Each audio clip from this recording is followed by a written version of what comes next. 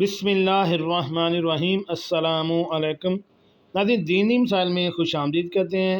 ہمارا آج کا بیان احادیث کی روشنی میں ہے کہ اگر قرآن مجید ہاتھ سے گر جائے تو کیا کریں۔ یہ کتاب کا حوالہ ہے خواتین کے مسائل اور ان کا حل۔ اس کے مرتب و تحقیق ہیں مولانا مفتی ثناء اللہ محبوب صاحب۔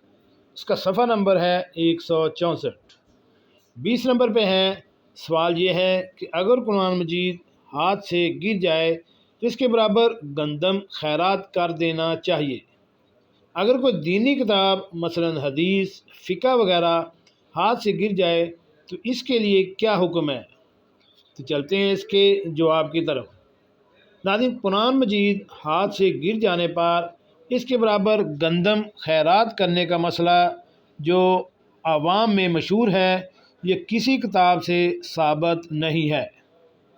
البتہ قرآن مجید ہاتھ سے گر جانے پر توبہ استغفار کرنی چاہیے، اور اگر صدقہ خیرات بھی کر دی جائے تو اس میں کوئی مضائقہ نہیں ہے، یعنی آپ اپنی خوشی سے صدقہ خیرات کر سکتے ہیں۔ قرآن مجید ہاتھ سے گرنے پر یہ لازم نہیں ہے کہ آپ اس کے برابر ہی صدقہ یا خیرات یا گندم جو ہے وہ دی جائے۔ جی ناظرین، کیسے لگی آج کی ہماری یہ معلوماتی ویڈیو؟ ہمارے چینل دینی مسائل کو سبسکرائب کریں اور ساتھ بیل آئیکن کا بٹن بھی پریس کر دیں۔ ملتے ہیں ایک نئی ویڈیو کے ساتھ۔ السلام علیکم۔